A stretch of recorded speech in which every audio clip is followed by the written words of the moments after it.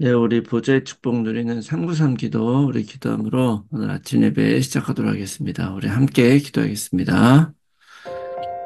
살아계신 하나님 아버지 감사합니다. 이 시간도 그리스도 언약 잡고 복음 누리는 기도하게 하시니 감사합니다. 주는 그리스도시요 살아계신 하나님의 아들이심을 믿습니다.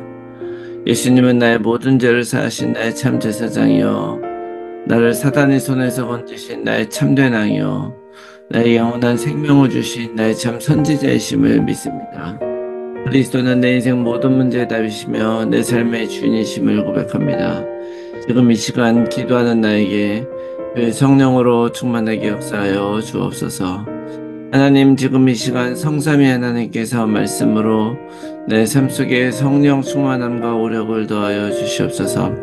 말씀을 선포하시는 성부 하나님, 그 구원의 말씀을 성취하시는 성자 그리스도 예수님, 말씀으로 나와 함께 하시는 성령 하나님이 영력, 지력, 체력, 경제력, 인력으로 충만하게 하사 237 나라 5천 종족을 살리게 하옵소서. 하나님, 지금 이 시간 기도를 통하여 보좌의 축복 9가지가 나에게 세팅되게 하여 주시옵소서.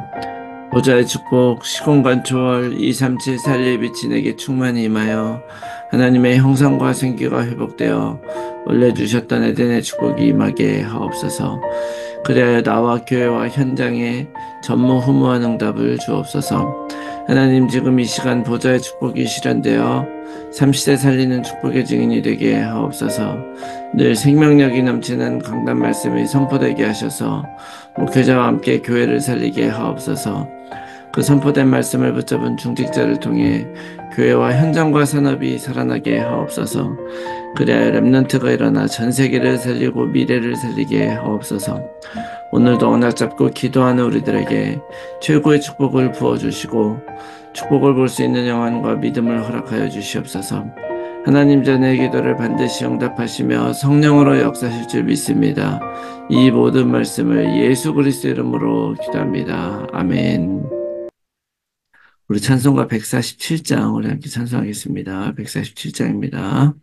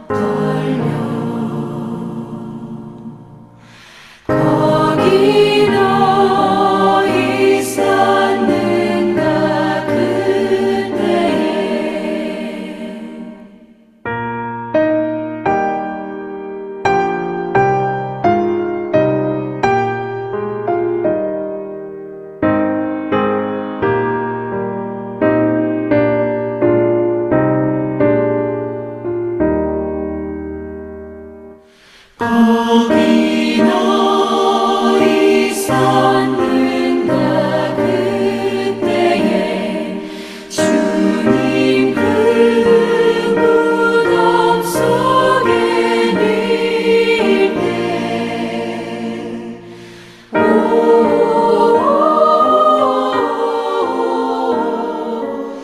때로 그 일로 나는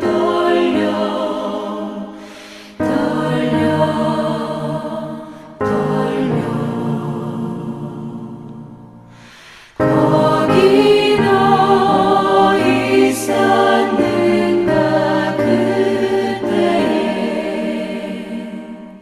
거기 너 있었는가 그때에 주님 그 무덤에서 나올 때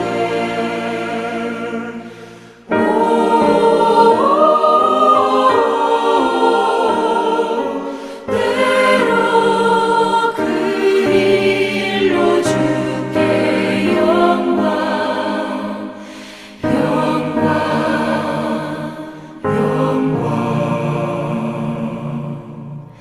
거기 너 있었는가 그때에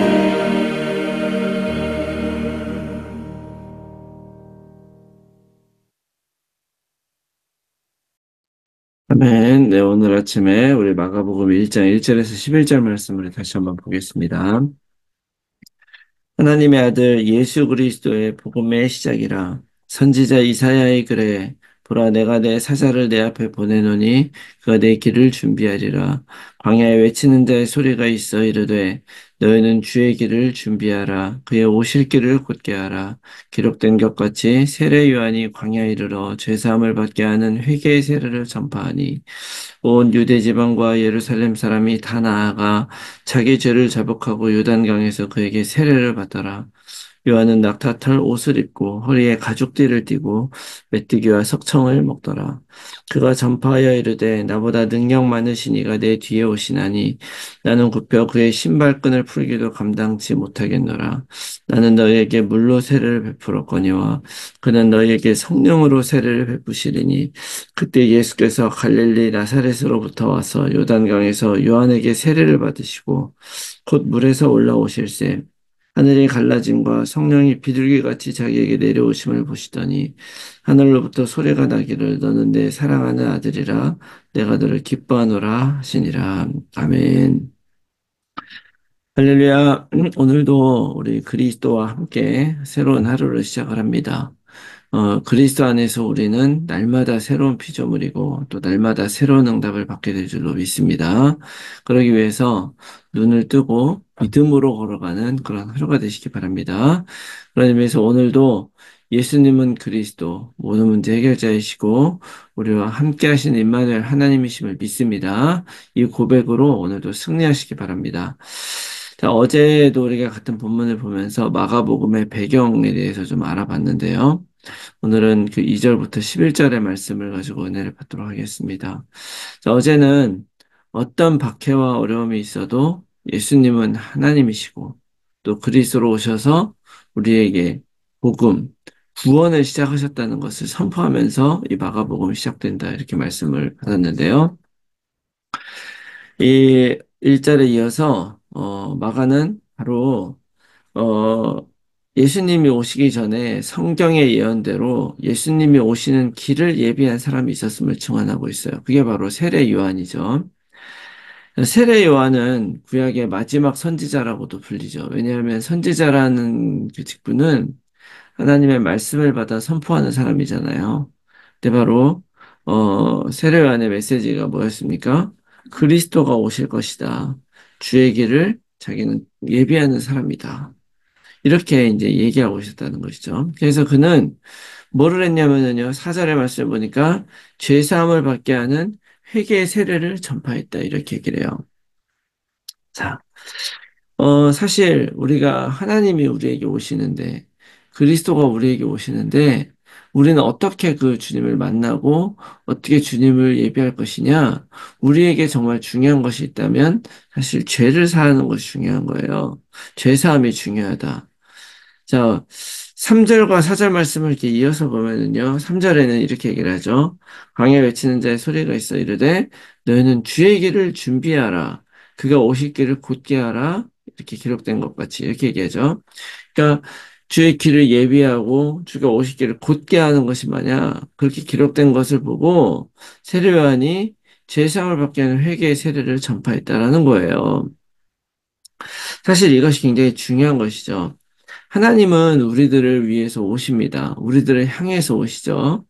그래서 하나님이 우리에게 오실 때에 우리가 그 하나님을 만나기 위해서 우리는 하나님을 만날 수 있는 자격이 있어야 돼요. 근데 그 자격이 바로 뭐냐? 죄가 없는 것입니다. 그러나 우리들은 죄 없는 사람이 없죠. 많은 사람들이 다 하나님을 떠나 있었기 때문에 이 죄가 없이는 이걸 할 수가 없는 거예요. 왜냐하면, 그도 그럴 것이, 하나님은 거룩하신 분이잖아요. 내가 거룩하니 너희도 거룩하라 라고 말씀하셨잖아요. 자, 그런데 이 거룩하다고 하는 그런 의미는 구별되어 있다는 의미거든요. 구별되어 있어요. 무엇으로부터 구별되어 있느냐? 이 세상으로부터 또 죄로부터 하나님을 떠난 인간들로부터 구별되어 있다는 그런 의미란 말이죠. 그래서 죄와 함께 있을 수가 없어요. 그래서 구약의 그 성전에서도 보면요. 하나님께서 임하시는 그 지성소에는요.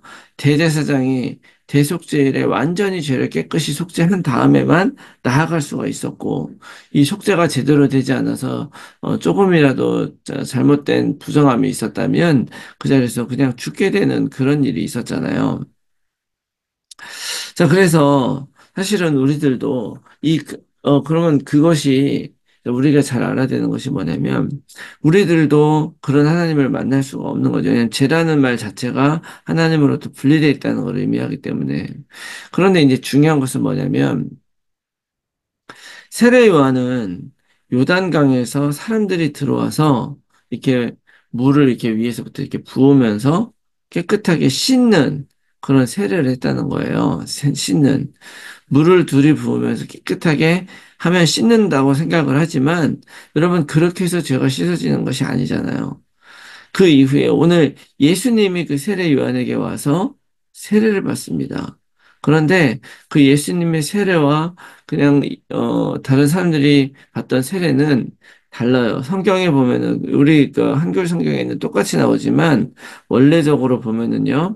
다른 사람들은 그냥 인더 갈릴리 물속에 들어와서 허리 반쯤 잠긴 상태에서 그냥 물로 씻으면서 죄를 사했지만 예수님이 받으신 그 세례는요. 인투 더 갈릴리 이렇게 돼요. 인투라는 말은 뭡니까? 완전히 속으로 들어갔다는 얘기예요.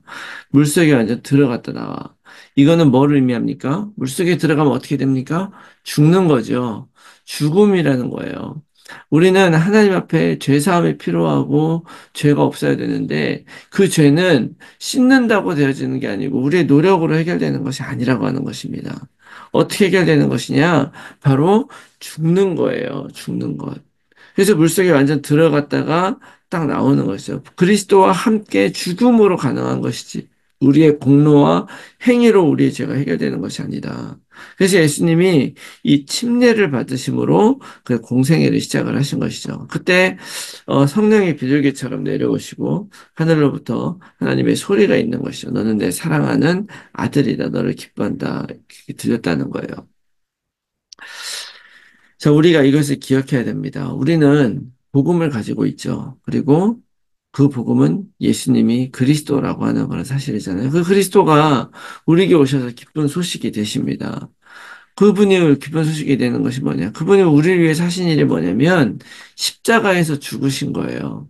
십자가에서 근데 그냥 죽은 게 아니라 바로 나를 대신해서 십자가에서 죽으셨다. 그렇다면 오늘 우리가 어떤 환난과 문제가 온다고 했을 때에 우리가 만일 원래 우리 살던 그들의 모습이면 아무리 노력하고 아무리 신경을 써도 해결할 수 없는 그런 문제들이 생길 수밖에 없는 것입니다. 그런데 이 말은 무슨 얘기냐면, 어떻게 하더라도 우리 삶은 뭐 작은 일들은 내 힘과 내 능력으로 살 수 있을 것 같지만, 우리 힘으로 내 능력으로 살아갈 수 없는 그런 것이 바로 사실은 우리들의 삶이다.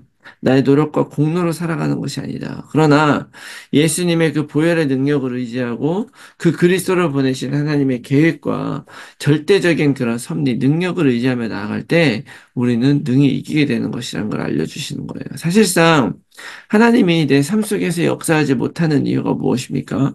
바로 내가 나의 삶에 대한 주도권을 놓지 않고 있기 때문에 그런 거예요.